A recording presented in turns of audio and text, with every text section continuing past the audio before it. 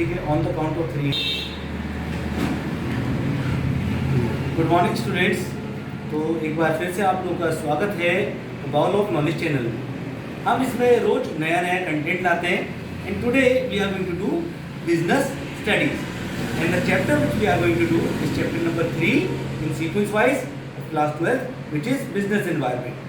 Today I will be giving you the synopsis of the chapter. Synopsis का मतलब हो गया मैं जिस्ट दे दूंगा आपको चैप्टर्स की, और आगे आने वाली जो हमारी वीडियोस है वहाँ पे आप डिटेल्ड एनालिसिस उन टॉपिक्स का देख सकते हैं। लेकिन फिर से आपसे आग्रह है कि अगर आपने हमारा चैनल अभी सब्सक्राइब नहीं करा है तो सब्सक्राइब कर लीजिए, बेल आइकन दबाइए, लाइक करिए, शेयर करिए, जिससे ज़्यादा से ज़्यादा लोग इसका फ़ायदा ले सकें। तो स्टार्ट कर रहे हैं अपना आज का हम अपना चैप्टर बिजनेस एनवायरनमेंट। ठीक है, तो सबसे पहले तो चीज़ आती है कि what is business environment. Business environment है क्या?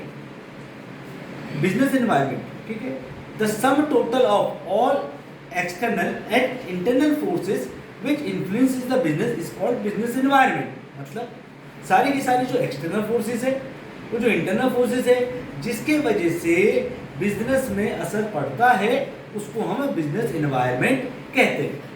ठीक है, अब बात हमने यहाँ पे करी इन एक्सटर्नल और इंटरनल फोर्सेस की। ठीक है, तो उसको जान लेते हैं इन फीचर्स के माध्यम से। अब बिजनेस एनवायरनमेंट को पहचानेंगे कैसे, उसके क्या फीचर्स होते हैं? Totality of external forces, specific and general forces, interrelatedness, dynamic nature, uncertainty, complexity और रिलेटिविटी। अब दो इंपॉर्टेंट चीजें हैं जो ऊपर की हम बात कर लेंगे। Totality of external forces. External forces कौन सी फोर्सेस है?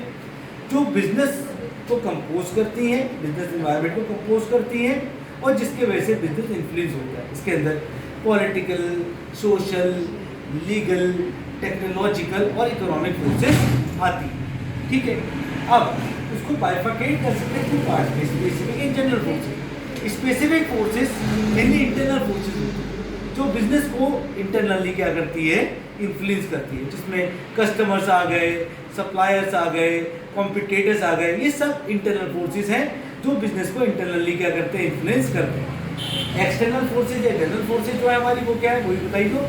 पॉलिटिकल, सोशल, लीगल, टेक्नोलॉजिकल और इकोनॉमिक। ये एक्सटर्नल इसलिए है क्योंकि इनडायरेक्टली बिजनेस को इन्फ्लुएंस करती हैं, इस पर बिजनेस का डायरेक्ट कंट्रोल नहीं होता।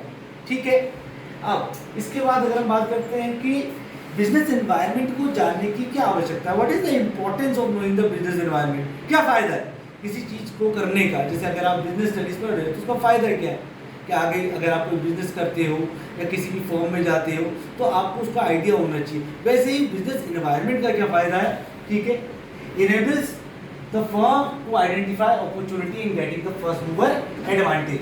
पहला तो इंपॉर्टेंस क्या है कि ये मदद करती है किसी भी फर्म को आइडेंटिफाई करने में उसकी अपॉर्चुनिटीज की, अपॉर्चुनिटीज क्या है, और जिससे कि उनको फर्स्ट मूवर एडवांटेज उसका मिल सके। ठीक है, दूसरा help the firm to identify threats and early warning signal.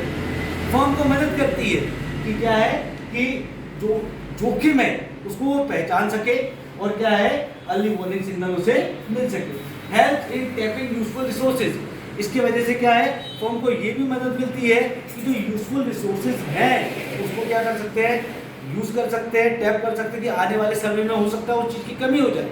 तो जिस फर्म को ये पहले पता चल गया कि आने वाले समय में इस चीज़ की कमी हो सकती है, वो रिसोर्सेज को क्या कर सकती है, वो कंजर्वेट कर सकती है।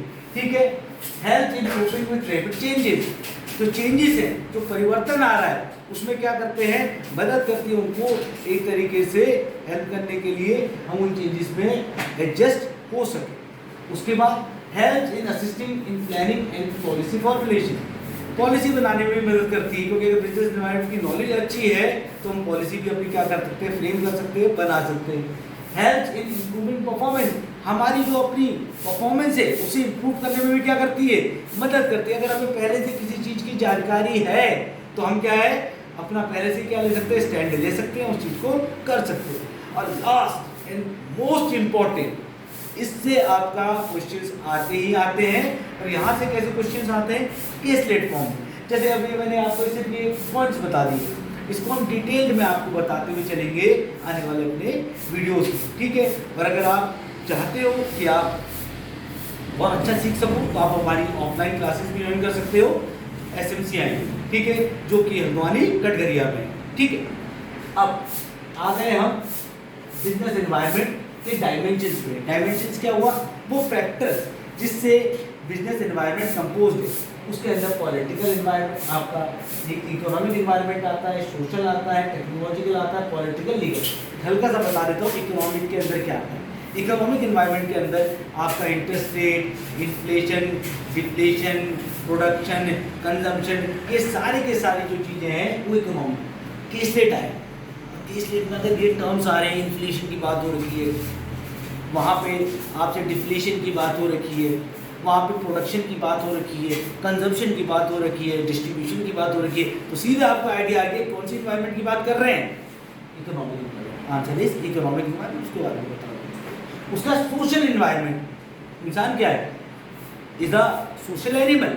सोशल एनवायरनमेंट में क्या आ गए? हमारे कल्चर, ट्रेडिशंस, ये जो हमारे एक तरीके से पहले की पुरानी परंपराएं हैं, ये सब कुछ किसके अंदर आ गए? कस्टम्स वगैरह, ये सोशल में आ गए। तो अगर कहीं पे बात कर रखी है कि इंडिया में तो सारी यूज़ होती है, अमेरिका में क्या है कि ज़्यादा वेस्टर्न आउटफिट यूज़ होती है। क्यों होती है? क्योंकि उनका कल्चरल डिफरेंस है। उसके बाद टेक्नोलॉजिकल, किसी इनोवेशन की बात कर रखी है। टेस्ला की जैसे कारें बड़ी एडवांस कारें, ठीक है, या टाटा कोई नई कार लाया, नया कोई इंजन निकाला, ठीक है, जो इनोवेशन की बात है। या अगर कोई OLED टीवी आया या कोई नया आविष्कार आया, वो सारे का सारा टेक्नोलॉजिकल इन्वायरमेंट का पार्ट है।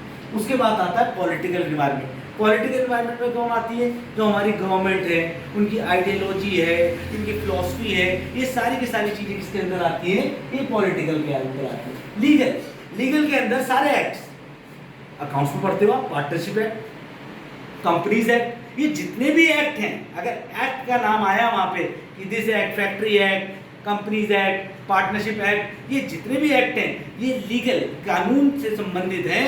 और ये किसका पार्ट है? ये लीगल एनवायरनमेंट। कई बार बच्चे कंफ्यूज कहाँ पे हो जाते हैं कि वो लीगल एनवायरनमेंट और पॉलिटिकल एनवायरनमेंट को मिक्स करने लगते हैं। वो नहीं करना है। मैंने कहा पॉलिटिकल एनवायरनमेंट क्या है? कॉन्स्टिट्यूशन आ गया हमारा, संविधान। पॉलिटिकल आइडियोलॉजी आ गई, सरकार की क्या आइडियोलॉजी है, ठीक है, वो कंजर्वेटिव आइडियोलॉजी रखते हैं या आपका सोशलिस्टिक आइडियोलॉजी रखते हैं, किस तरीके की आइडियोलॉजी रखते हैं, ये डिपेंड करता है। क्लियर है? तो कंफ्यूज यहाँ पे नहीं होना है। अगर आपको कॉन्सेप्ट अच्छे से आते, चीज़ें अच्छे से आती हैं, तो आप बड़ी आसानी से चीज़ों को कर सकते हो, समझ सकते हो, तो केस स्टडीज वगैरह कर सकते हो, ठीक है। तो ये आपकी यहाँ पे की आपकी साइनोप्सिस हो गई। आशा करते हैं आपको अच्छा लगा होगा। अच्छा लगा है तो लाइक और सब्सक्राइब कर दीजिएगा। Thank you so much.